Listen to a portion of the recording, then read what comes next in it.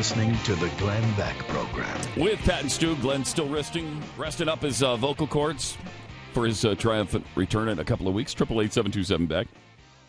And we're trying to digest the Scott Walker interview because there was a lot there. He said a lot in a really short amount of time. We covered the Iran deal, which he would undo day one. He would undo and completely repeal Obamacare. I'm in favor of both of those moves. Right. I will say most candidates would say they could do that. I mean, Walker brings up a great point, and I thought maybe his best pitch for this candidacy is what he outlined when he said, in the field there are a lot of good fighters and a lot of good winners, but not necessarily people who can do both. Or you have, and then this is an attack on people. It makes a compelling case because he's done it time after time. He's done both time after time after time. And it's nicely phrased. I don't mean to say it's an attack, but it's essentially a clarification. Yes. But a good fighter, you might be saying, well, Ted Cruz is a great fighter, but can he win those battles? And he's had obviously uphill battle against a Democrat president, and we didn't actually repeal Obamacare. Good winners, well, yeah, sure. Jeb Bush has been out there; he's won a lot of races, but does he fight for the things you care about? And that's an interesting distinction. It's sort of his sweet spot. He obviously knows that, and I like the idea that he comes in with a way to explain that. He's prepared. He is. He hasn't just jumped into this race without really knowing the best direction to go. Now, Shane in New York caught on to one phrase that we were kind of kicking around here during the break. Yes. And Shane, you're on the Glenn Beck program with Pat and Stu. Hey, guys. So if you notice what he said was, I'm not for amnesty. And then he goes on to say really quickly, kind of very sneaky, we need to have a high bar for citizenship. High bar for citizenship. Great way to put it. Great way to say a pathway, isn't it? Yep. Without saying pathway. Yep. And I'm not sure if that's what he means by that. Next time we have him on, we'll really have to pin him down on that. Because I don't know what high bar to citizenship means necessarily. In context, I believe what he meant was there would be a pathway, but there would be things like, learn English and fees and, back taxes and all those things that are built into those programs. Those are in. And do they go to the back of the line? Right. Or do they have to go back to the country of origin and then come here legally? I don't know. And it depends on, obviously there's a mass amount of things to change in that formula, but that is the general idea of comprehensive immigration reform. I mean, if you look back even at McCain and his plan, that stuff was built into a lot of it there as well. So when he says a high standard, is he saying he might be able to kind of say, hey, look, what I'm saying is you need to come in through the front door. Because there does need to be a high bar. We need to ask something of the immigrants who come here. That's a very good pickup, and we thought the same thing in the break. I thought that was one. And the other phrasing he's using around immigration, which to me, I don't know that this makes everybody uncomfortable.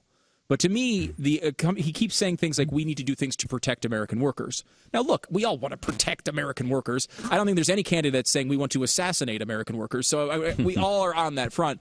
I'm hoping that the protect is not part of protectionism.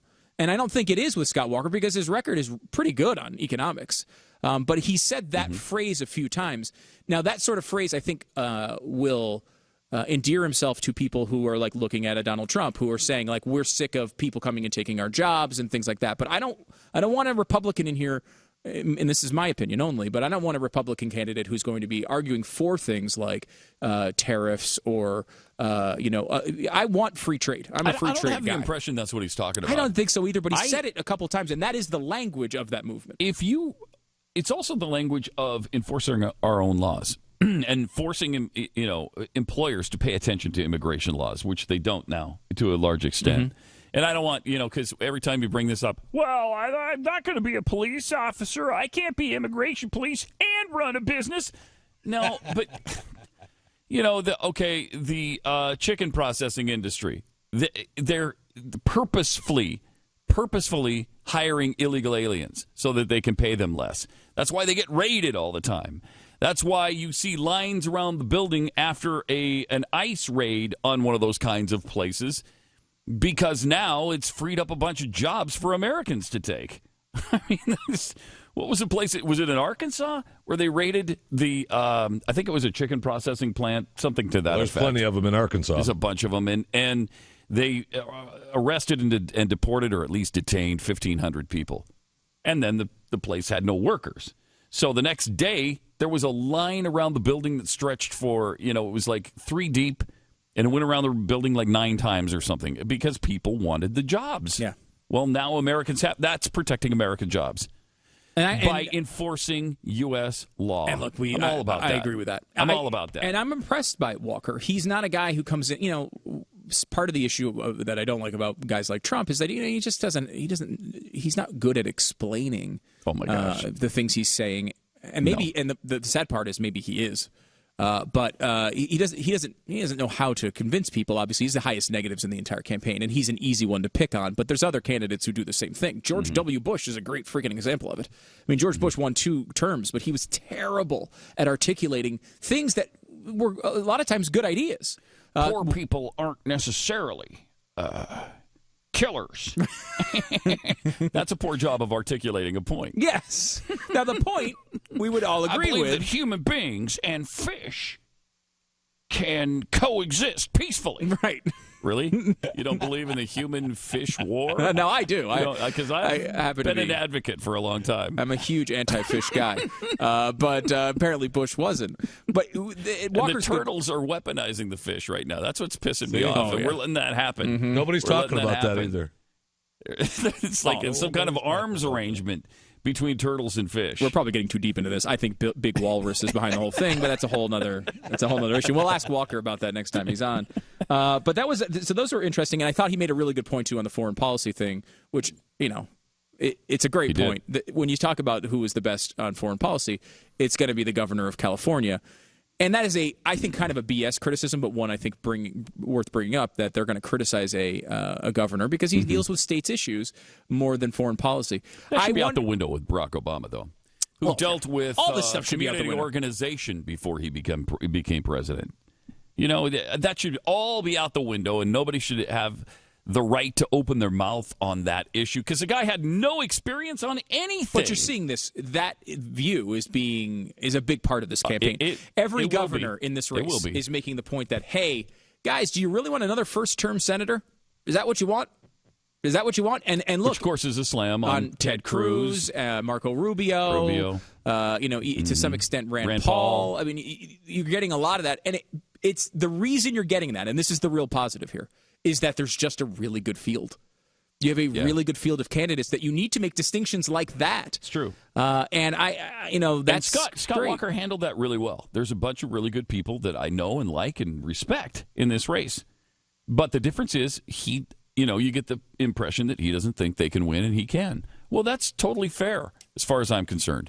If you think that Ted Cruz is a great guy, an excellent senator, and has great public policy, but you don't feel like he can win the presidency, of course you're going to run against him, right? So when people come up to you and say, well, you say all these good things about these people, why are you running? Well, there it is, because I can win and they can't. And, he does have a point to make. I don't believe that Ted Cruz can't win, but Scott Walker can make a pretty compelling case that he has fought all these battles, and he had to win an election, then he had to win a recall election, then he had to win re-election, and all the while fighting all of this out-of-state money that was coming in from all over the country, all over the world, battling the unions, which are the highest spending and probably toughest to deal with leftist organizations in America, and he still won. And he stood up to all of it. He never backed down, not for a second, and he won. So he's got a good case. The other positive thing is Scott Walker might piss off the left more than anybody else. They really can't stand him. When I'm talking left, I'm talking the Richard Trumka union, activist left. They can't stand him, which is one of the things I love. He's kryptonite to them. That's why they hate him. Well, and he had no right to win that recall election. And nobody thought he could. In no world, nobody thought he could. That in Wisconsin, did anybody think that he was going to be able to somehow hold that thing together? But his performance was strong enough that the people in Wisconsin said, "Look, they keep saying all these things about how evil this guy is, but the state's in much better shape than when he took it over." And I will say though that for Ted Cruz and whether or not he can win things, we were told by some of the most powerful people in Texas. Glenn and I had lunch with one of them shortly before the election of Cruz the first time against David Dewhurst, and we were told